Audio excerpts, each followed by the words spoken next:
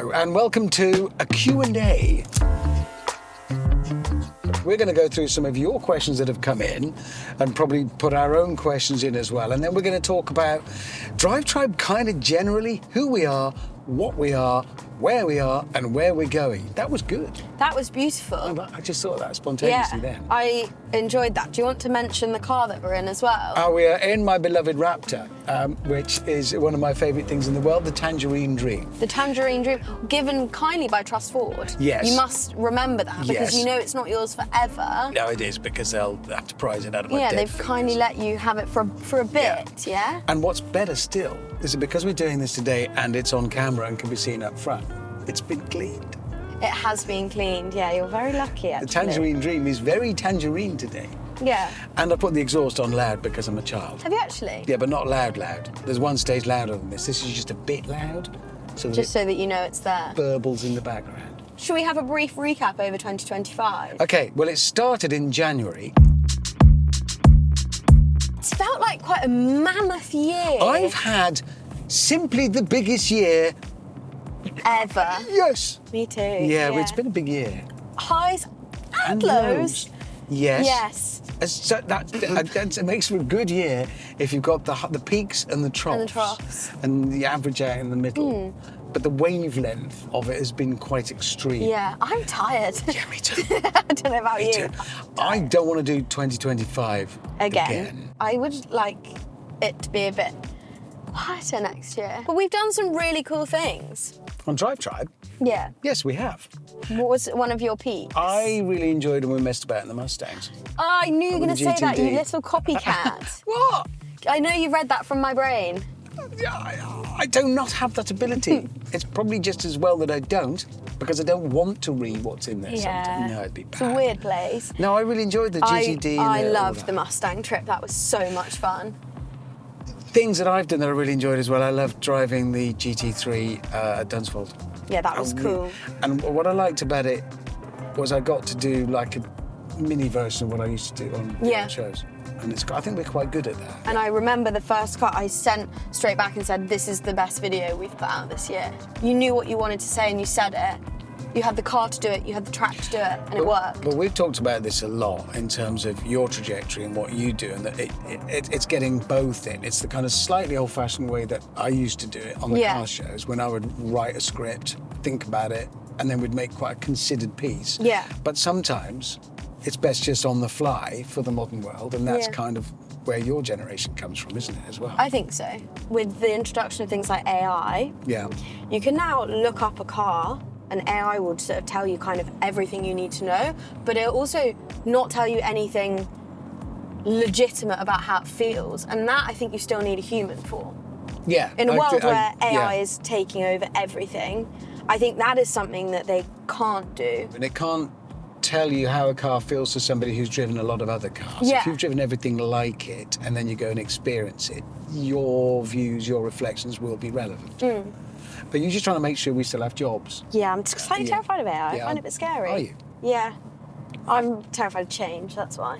Talking of change, Mike Fernie. Yes, I know. Sad to see him go, but exciting to see him go. So exciting. And he's been 8 years with us. He also did so much behind the scenes in terms of content and video. He was head of video, which meant a lot of his time was spent doing things for everyone else, and actually now he can put all of his energy into his own things and curate them and polish them and make them what he wants them to be, which I think is fab. He's accrued and developed those skills, and it's only right that he gets to go and experience them doing his own thing. Absolutely. But we'll still stay connected, we'll still watch what he does. Yeah, we'll still annoy him. Just looking ahead to next year, you know, we're not alone in being a platform where people talk about things automotive. What do you think? I wonder what is going to be the future of car journalism, of automotive content. I think it's a really interesting time. There's so many different automotive bubbles at the moment. Like, I'm finding that one week I can be in a new electric car, and then the next week, like, Bentley have just released their Super Sport that is completely like big boy combustion engine, absolute monster that they're releasing. Yet at the same time, Bentley are trying to go fully electric in their production cars. And manufacturers like Porsche and Ford have to sell a certain number of electric cars to be able to sell an internal combustion engine cars. So there are cars coming on the market that sometimes you think, are you just making that so that you can sell that? Yeah. There is some of that going on. And then at the same time, F1 next year is about to have an enormous change because they've got a whole new bout of regulations, and their engines are now going to be pretty much 50-50, like V6 combustion to electric, and then the combustion is being run on completely synthetic fuel. And when you've got people like Audi joining that are, you know, normal car manufacturers, when I was lucky enough to go to the launch the other day, I was speaking to them about how much do you think that effect is going to trickle down to your production cars? You're creating an engine that is run on synthetic fuels. Surely at some point you think, why don't we try that in our road cars? And if the big boys do it, then it goes down to the little boys. And do you think, because I know F1 is much more your thing than mine, I still don't know anything about it. Sorry. It's okay. Sorry. Do you think, though, something that's maybe changed a little bit, in the past, F1 was about genuinely technology that cascaded down. So you develop there and then cascade down to things that we drive around. But I wonder if now, with things like synthetic fuel going on, new efficient hybrid technology, blah, blah, it's as much about the awareness as the actual tech. Well, so they do a lot for women in motorsport because they have to. They're the absolute pioneers of the automotive world. They have to convey a message that trickles down, and I think they will with the technology as well. But also, I suspect a lot of it is not just because there's an obligation to convey it, it's just it is conveyed. A lot of eyes are on Formula One. Yeah. They are dealing with, you know, half of the world's people at least are female, and half of those, some of those brains will have some of the best engineering solutions in them. But that means they're inadvertently conveying a positive and inclusive message. And the same for the technology. They're looking for the best ways of going really fast and doing minimal damage to the planet. Yeah. Aren't we all? So it's, absolutely. I think it's more about them sharing about how they're doing it. Yeah. The problem is they're now also making a lot of money. Yes. That is part of it. I was speaking to someone the other day and they said that it used to cost manufacturers money to be in F1 because, like you said, it was basically a testing ground for your highest technological advances you had and to show off your brand. They now make on average like $500 million manufacturers, like, as in the teams. So like your Mercedes or whatever, I didn't know that they now make money because back in the day when I was at Renault, because Renault used to be massive in Formula One. Again, I'm talking, I don't know, that's above my pay grade, but Renault used to be huge in Formula One. When I was working in the press office at Renault, it was about the time they pulled out because they always won, but nobody was bothered that they'd won. It wasn't news, so it lost its marketing value. But that was the only reason for doing it, was just the marketing value. It was a spend. They didn't make money. It made them look impressive, and which means they sold more Clios. Literally. No, but that used to be it. But now, but that's why you have teams like Red Bull. So that'll be interesting to watch through next year, and we'll do that on DRIVETRIBE. Thing I'm most looking forward to seeing next year, if it happens, that I was reading, you know, you wake up and you go through your feed. I was reading about this Mazda concept, and several interesting things about it. One, engine designed, once again, to run on fully synthetic fuel. This is manufactured by using some sort of algae. Oh, wow. That captures carbon dioxide, which you need. So that's how it's made. The engine is optimised to run on. It's a rotary engine, which is something Mazda kind of pioneered years ago and gave up on. But it's super efficient. It is a hybrid car, but they're fitting it with a system by means of which it captures the carbon dioxide at the tailpipe. Wow.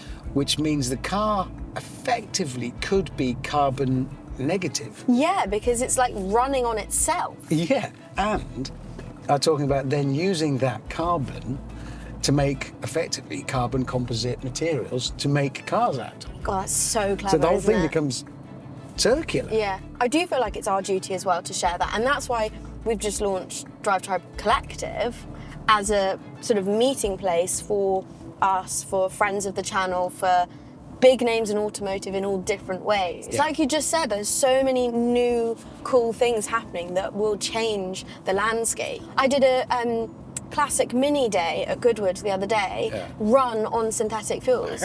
There's a company called Carless Classic Fuels that are working on different sort of ratios of sustainability, 50% or fully or whatever.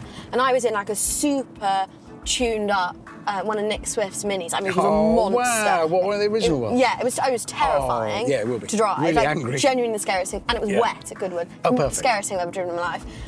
Running on completely sustainable fuels. Straight in. I filled it. I'm hoping to get another electric car next year. We'll get you. I might go Taycan. I love the Taycan. I really like the Taycan.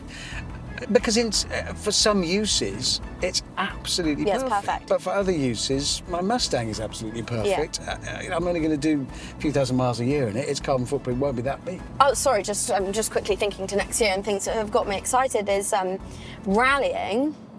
I have this gut feeling that rallying is going to come back with a vengeance. Really? I really do. I really hope so. I spoke to Oliver Solberg, Petter Solberg's son. Very cool, just won WRC2. We met Petter, didn't we? We met Petter in Finland. Yes. So Oliver's just won WRC2 championship. He's amazing. Obviously, he's been in rally cars since he said his first rallying experience, he was 6 months old. Going around with Petter. Guessing he wasn't driving. It's so cool. Yeah, that is cool. But he just won WRC2 and he's going into WRC.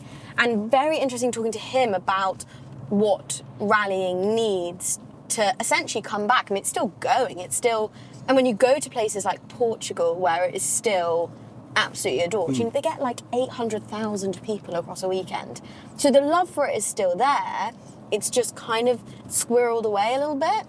And when we were in Finland, remember the atmosphere by the side?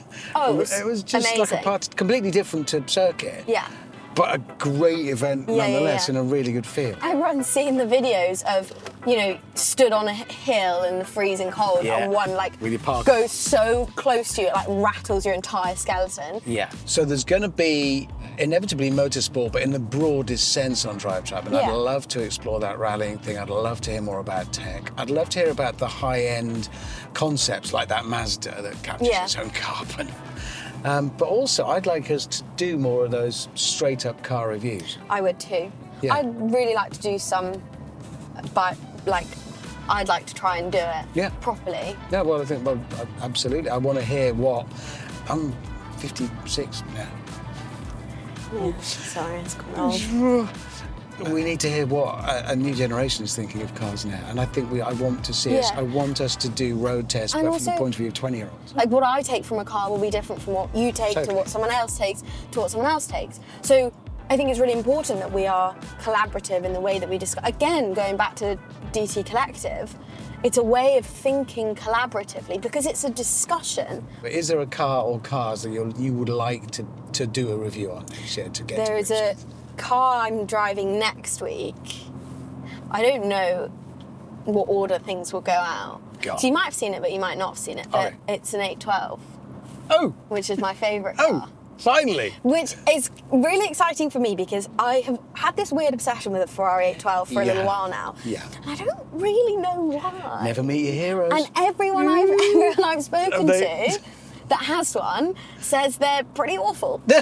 But because they're sort of terrifying, they want to kill you. Yeah. It's quite bitey. Yeah, but I quite like that in a car. So you do.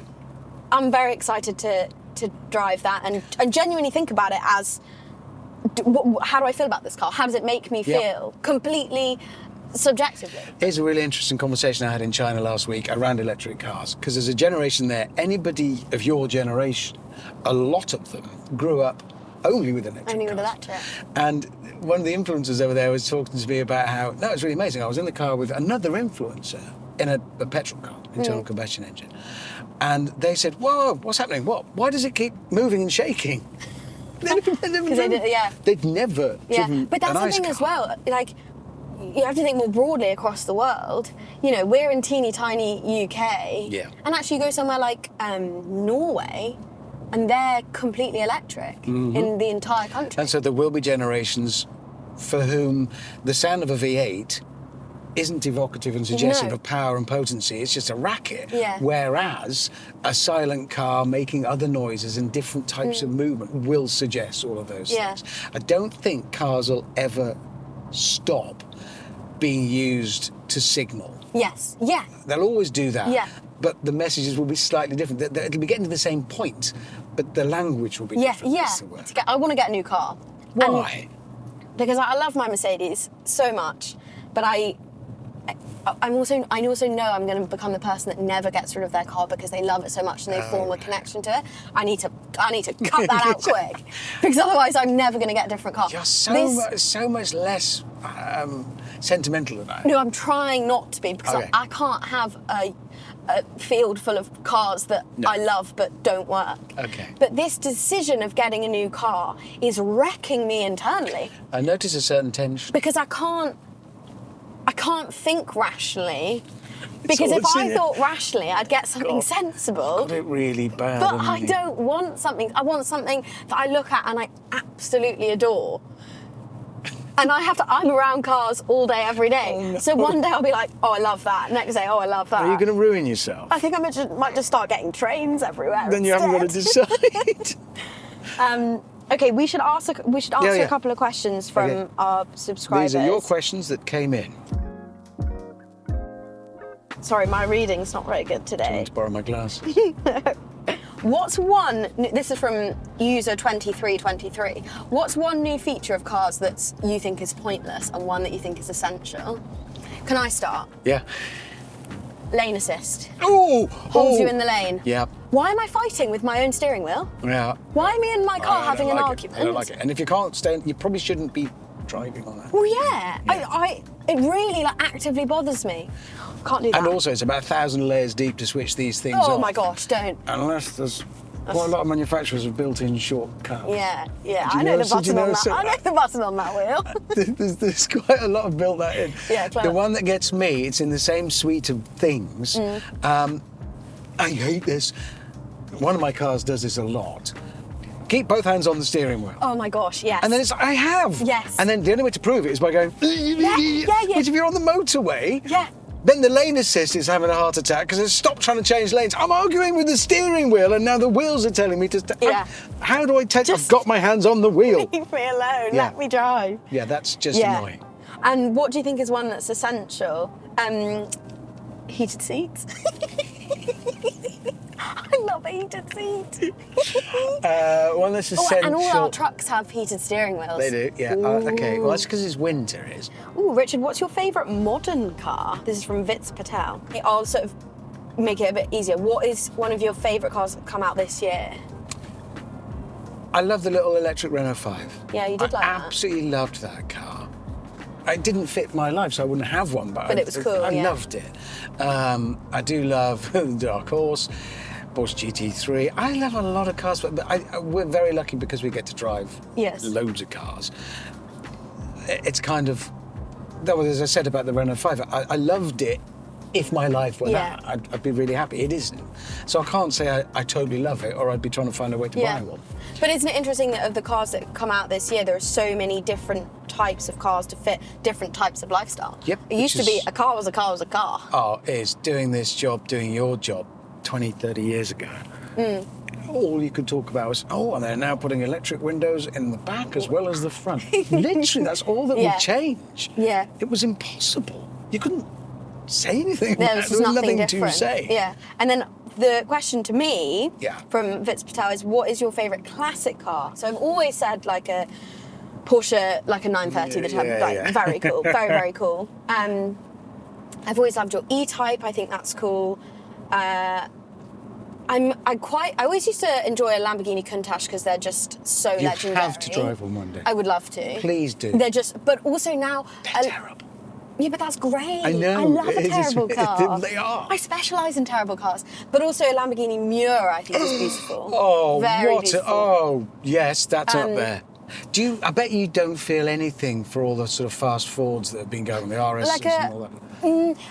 Cosworths. More because of my enjoyment of rallying and my getting into rallying. Yeah, okay. So yes, when I see it in that sphere, I can see why you love them. Okay. But GT40, like an GT40. You do have expensive tastes. I know, but they're just sort of ones to look at, you know? I'm not saying I can't wait to own one because that's a lot of money, but to look at, they're just... And to know they exist. We actually had a really interesting conversation with someone the other day and trying to work out modern classics, like what will be the classics. What the next generation to look back and go, I want one of those. I said to him, because he's the same age as me, weirdly, it's almost up to us. Yeah. Because we'll be the ones collecting them or wanting to collect them. Yep. So we're going to kind of dictate what they'll be. I love the M2, the new M2.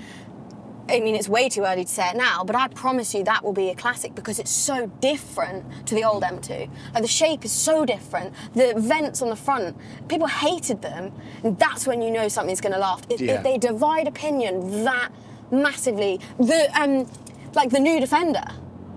Yeah. People's flipping 180 on that should be studied. It was incredible. I mean, thank you, James Bond, because James Bond basically did it in the film. Yeah. But now, I went to LA the other day, and every driveway there was a new Defender parked on it. That's amazing. I mean, at first it was like, ugh. That blows my mind. Your E-Type Jag, for example. That would just be ancient history by then. But that's, you've got the Subaru and the Evo that you love. What will be my equivalent? Yeah. Be so interesting. Anyway, sorry, I went completely off on a tangent. You got into that. Yeah, it's a lot of passion. Have you ever bought a car and regretted it? From William Long. Oh. I remember when you bought a Lamborghini, the black Lamborghini, I did regret that. and you felt like a bit of an idiot. I did. The Gallardo Spider. Yeah. I was driving through Ross, the roof down. Oh God, I feel stupid, and I just sold it. Yeah, you're right. That's the only. Thank you. Well remembered. I always remember you saying that. Yeah, I just felt like an idiot. This is a good one from Jezza the Nugget. If you could give your 24-year-old self advice, what would it be? My 24-year-old self? Stick with it, kid. Just keep going. Yeah. And the passion will come through. If you love something enough, you might have to go through sticky bits. It might get difficult, but stick with it. Because passion is more important than anything else. Because with passion comes learning, application, dedication. Yeah. And you accrue the things you need to turn it into reality. Yeah. I always find if I'm feeling a bit down about work, or because doing anything in social media, it's hard. Pretty savage. Can be. Yeah.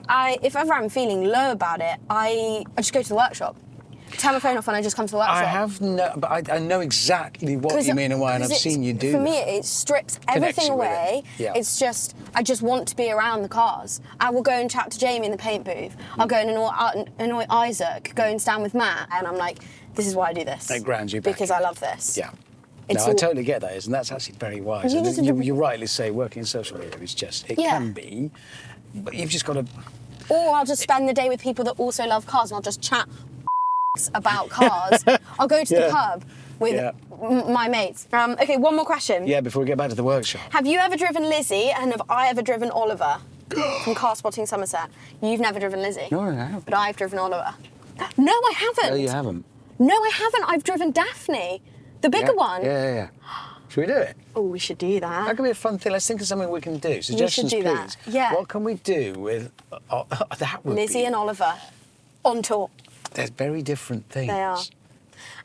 We're back at the workshop. We are. Also, I'd just like to say, we're really intrigued to know what you would like to see from Drive Tribe next year. Yeah. Because, you're the people that watch and hopefully are interested. So please do let us know what you'd like to see, and hopefully we can work with that. Yeah, it'd be nice to serve up some content that you've asked for. Yeah, and you want to see. Like the reviews, like the off-the-cuff things, whatever. How we do it and what we do it about.